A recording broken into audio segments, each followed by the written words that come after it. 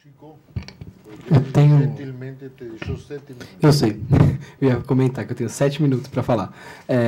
Então, acho que a primeira coisa que eu queria falar é que a gente tem aí um arranjo regulatório que diz respeito a algumas questões de privacidade no Brasil, não só em termos de legislação setorial. Então, você tem a lei do cadastro positivo, você tem o Código de Defesa do Consumidor, enfim, algumas regras que, como cobertores curtos, cobrem alguma coisa em termos de dados pessoais.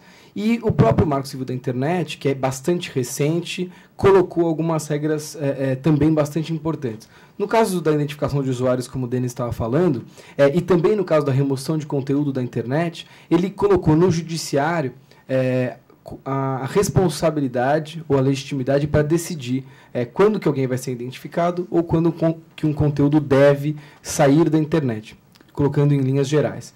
Por que no judiciário, né? Será que é esse o melhor espaço, ou melhor autoridade para decidir esse tipo de coisa? A grande discussão é, se não for o judiciário, quem que será? Né? Então, quem que vai definir se um perfil fake que está, por exemplo, fazendo uma sátira de um candidato numa eleição deve ser identificado ou não? Porque isso pode representar um constrangimento para alguém que está por trás daquele pseudônimo. Ou quando que aquela pessoa tem que ser identificada porque ela ofendeu alguém ou porque, de fato, ela cometeu algum ilícito, etc. Então, a gente tem aí algumas regras, e acho que a regra do crivo judicial é uma regra bastante relevante.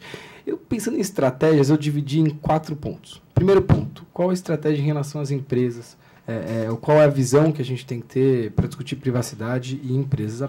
Acho que tem 2 pontos, transparência e compromisso. Alô? Alô, alô? Agora tá bom? Acho que transparência e compromisso. Saber o que as empresas estão fazendo, demandar delas uma clareza em relação aos seus procedimentos e às suas práticas, e também, na medida do possível, um compromisso com a privacidade do cidadão.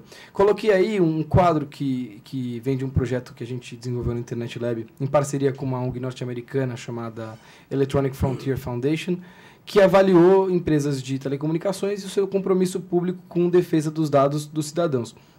Basicamente, a gente elaborou critérios do tipo: informa o que está fazendo, informa como entrega dados a autoridades, se compromete se não houver dever de sigilo em relação a pedidos de dados, informa os usuários e os seus clientes que dados foram demandados pelo Estado, publica relatórios de transparência. Enfim, acho que é uma postura de demandar desses atores transparência e compromisso. É claro que, enfim, se vier uma ordem judicial para dar um dado, a empresa tem que dar.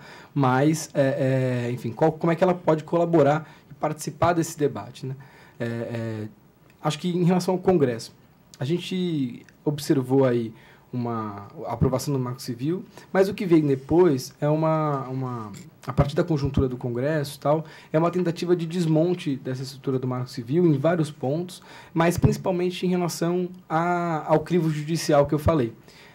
Por exemplo, de passar direto para enfim, quem quer retirar um conteúdo da internet, essa possibilidade de simplesmente notificar a plataforma para requerer dados de usuários, ou para requerer a remoção de conteúdo.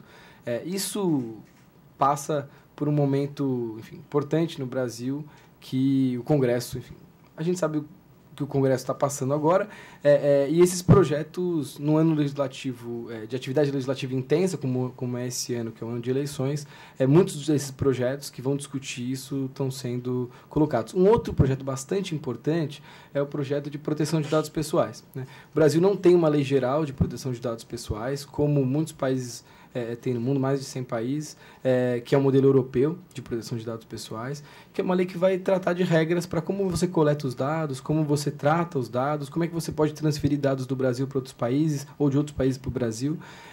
Essa lei está em discussão no Congresso também, tem uma comissão especial para tratar desse assunto, e, de fato, acho que esse ano ela está na agenda, né? E, na minha opinião, acho que a gente está para trás nesse debate. O Brasil não tem uma regulação que dê conta da complexidade. Isso é muito ruim da perspectiva do cidadão, porque não está protegido, mas também da perspectiva empresarial, porque não existe segurança jurídica do que se pode fazer em termos de coleta e tratamento de dados pessoais. O que a gente pode discutir em relação ao executivo? existe um compromisso em relação aos gestores públicos em relação à privacidade dos cidadãos? Isso está na agenda do gestor público? Quando ele vai discutir um sistema de transporte de mobilidade urbana, passa pela cabeça dele que muitos dados estão sendo produzidos a respeito de cada uma das pessoas que está utilizando esse sistema. Mesma coisa com saúde, mesma coisa com educação. O sistema educacional produz uma série de dados importantíssimos e muito sensíveis. Está na cabeça do gestor público que esses dados precisam ser protegidos e que têm que ser coletados e tratados a partir de uma finalidade, que uma finalidade de interesse público e de, no caso, benefício social, por exemplo. Judiciário, muitos entendimentos e muitas disputas. Acho que tem uma confusão do judiciário em relação a qual o entendimento e qual a proteção tem que ser dada em relação à coleta de dados pessoais. A gente vê decisões que consideram a disponibilidade a disponibilização de dados pessoais por empresas como algo lícito, né? Esses birôs de informação que têm muitos dados sobre nós, e tem decisões do judiciário que dizem que é algo ilícito. Isso gera uma confusão de qual será que é o valor dado à privacidade no nosso judiciário.